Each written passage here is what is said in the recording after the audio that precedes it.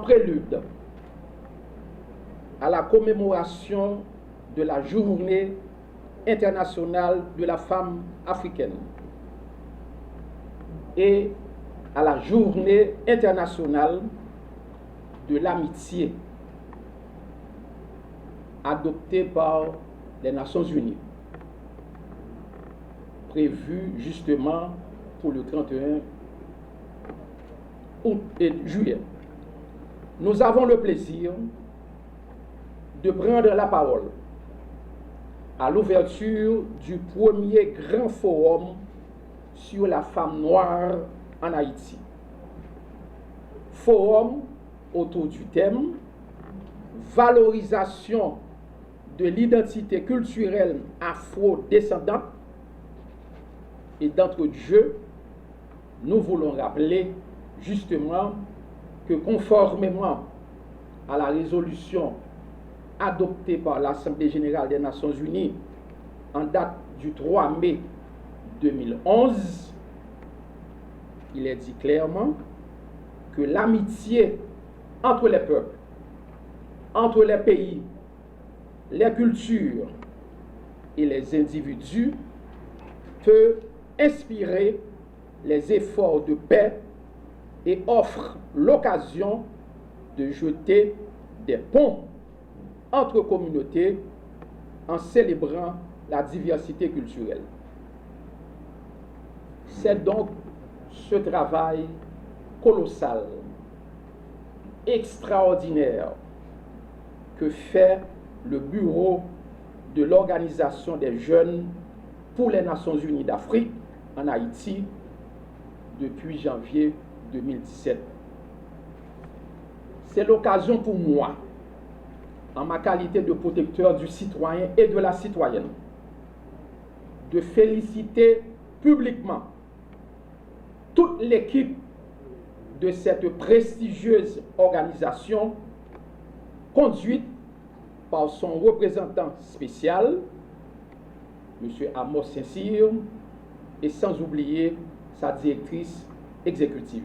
À côté du travail de sensibilisation, de promotion des peuples africains, le Bojnuya travaille ardemment, sans relâche, pour la valorisation et l'émancipation des femmes. Voilà pourquoi le premier grand forum de cette organisation va justement mettre l'accent sur la femme noire en Haïti, avec pour sous-thème, ou bien avec pour thème principal, valorisation de l'identité culturelle afro-descendante et le phénomène de dépigmentation de la peau en Haïti. L'Office de la protection du citoyen, conformément à sa mission de protection, de promotion des droits humains de façon générale, suivant le principe de l'indivisibilité ou de l'indissociabilité des droits de l'homme, est heureux et se sent honoré de s'associer au Bojnuya pour la tenue de cet événement qui va durer 2 jours. Monsieur le représentant spécial, Madame la directrice exécutive, au nom de toute l'équipe de l'OPC, vous pouvez compter sur le support de l'OPC.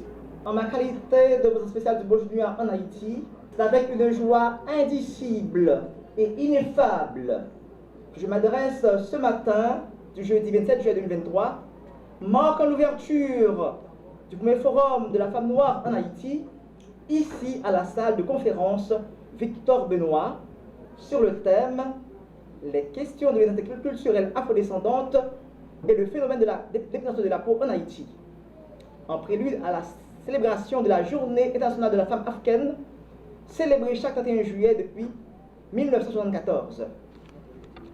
Comme vous le savez, Haïti et l'Afrique, notre alma mater, ont des similitudes avérées, tant au niveau culturel, mythique et historique. Depuis tantôt 43 ans, Le monde célèbre chaque 31 juillet la Journée internationale de la femme africaine, JIFA, qui est l'occasion pour le mouvement de femmes africaines de faire le bilan sur les droits des femmes sur le continent. Contrairement à la Journée internationale des droits de la femme célébrée chaque 8 mars, la JIFA est peu connue. Cette date majeure est l'initiative de Dawa Keïta, une militante femme politique malienne ayant lutté pour que le 31 juillet est consacrée comme Journée internationale de la femme africaine. Une date mémorable, car 12 ans plus tôt, plus précisément le 31 juillet 1962, les femmes de l'ensemble des 54 États du continent africain se réunissaient pour la première fois à Dar es Salaam, en Tanzanie, et créaient l'OPF, la toute première organisation de femmes en Afrique. Le but de cette organisation était d'améliorer les conditions des femmes en Afrique et favoriser leur émancipation.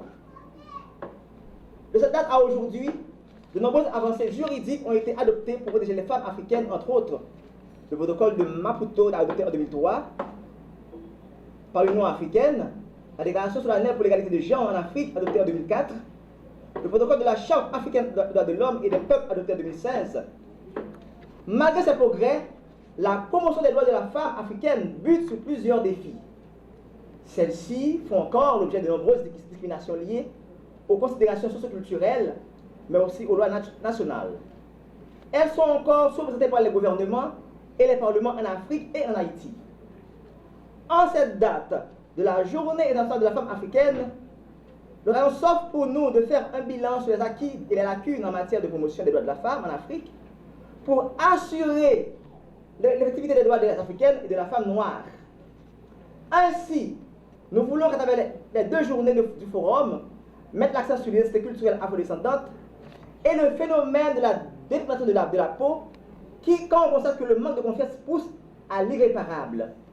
Il faut dire que les pratiques de la dépigmentation de la peau ont pris de plus en plus de l'ampleur ces derniers temps en Haïti et dans le monde. Ils et elles sont nombreux à se dépigmenter, à renoncer à leur teint naturel au nom de la femme parfaite ou de l'homme parfait. Si ce phénomène a d'abord rencontré un vif succès chez les femmes, les hommes de certaines parties du continent africain et d'Haïti ont eux aussi été contaminés, encouragés par des stéréotypes sur le teint noir et les avantages d'avoir un teint clair. Une partie importante des hommes et des femmes noirs ont renoncé à leur beauté naturelle pour plonger dans le superficiel. Malgré les graves retombées sur la santé et l'apparence physique observées, ils, elles, sont nombreuses à continuer dans cette pratique. À travers ces 2 journées d'échange et de réflexion, nous parviendrons à des prises de conscience et de décisions par rapport à ce phénomène qui ronge nos sociétés, tant en Haïti et dans le continent africain. Depuis l'adoption en 1974 par l'Assemblée générale des Nations unies, le 31 juillet est célébré sur tout le continent africain. Cette démarche s'inscrit dans la création de l'Organisation panafricaine des femmes le 31 juillet 1962, réunissant pour la première fois de tous les territoires d'Afrique des femmes sous l'initiative d'une féministe dénommée Awa Keïta. C'est un rendez-vous à caractère mondial annuel qui permet de faire le point sur l'évolution des droits des femmes et de l'égalité de genre. En effet, des avancées notoires sont enregistrées aujourd'hui face aux inégalités, aux mentalités patriarcales.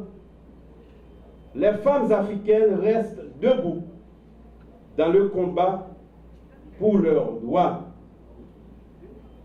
Je tiens à souligner que le combat de ces femmes pour l'adoption des lois sur les violences basées sur le genre et la participation politique de ces vaillantes femmes n'est pas différent de la lutte des femmes haïtiennes qui se battent chaque jour pour la réalisation de la pleine égalité femmes-hommes dans toutes les sphères de la vie au regard des objectifs de développement durable, en particulier les ODD 3 et 5. Par ailleurs, le thème adressait également le phénomène de la pigmentation de la peau en Haïti, très répandu dans plusieurs régions du pays.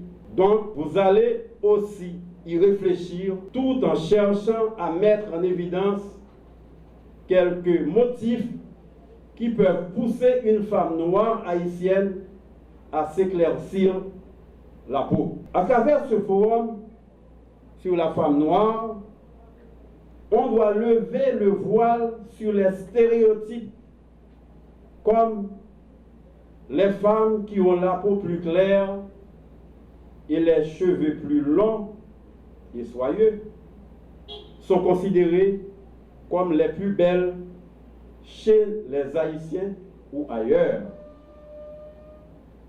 Elles ont davantage de possibilités professionnelles et ont davantage de succès auprès des hommes. Ces stéréotypes encouragent les femmes haïtiennes noires à faire usage des crèmes éclaircissantes et alimentent le phénomène de la dépigmentation de la peau en Haïti. Le premier forum des femmes noires en Haïti nous donne non seulement l'opportunité d'exposer ces stéréotypes et les déconstruire, mais surtout parler des conséquences que cela a dans la vie des femmes noires.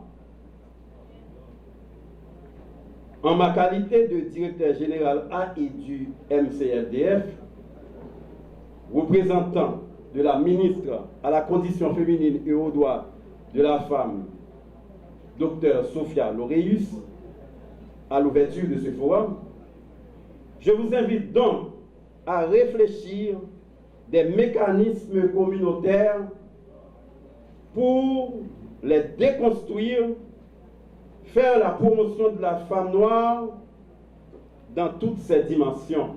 Je me sens vraiment honoré de prendre la parole devant vous aujourd'hui dans le cadre de ce forum sur la valorisation de l'identité culturelle afro-descendante.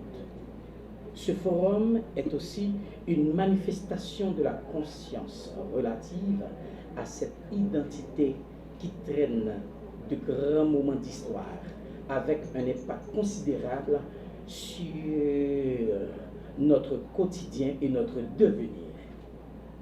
Je suis, s'il faut le rappeler, directeur général du Théâtre National et directeur AI de l'ENAT, École Nationale des Arts.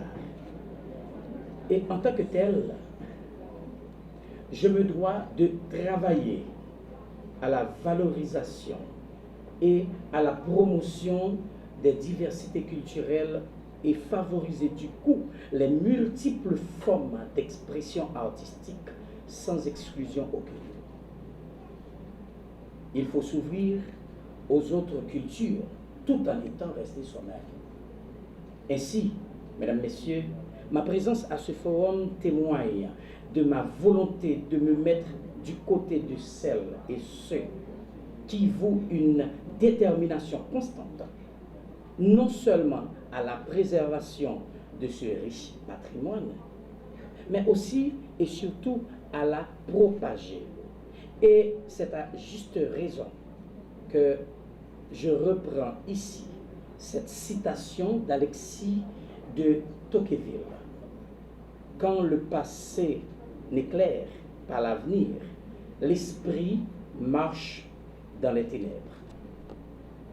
Ainsi, mon engagement ne se limitera pas à de simples mots, mais se portera également sur la manière d'insérer dans notre curriculum déjà à l'ENAT, dans nos cours d'histoire de l'art ou au Théâtre National dans nos productions, ce patrimoine si riche qui peut être aussi une source inépuisable à la créativité.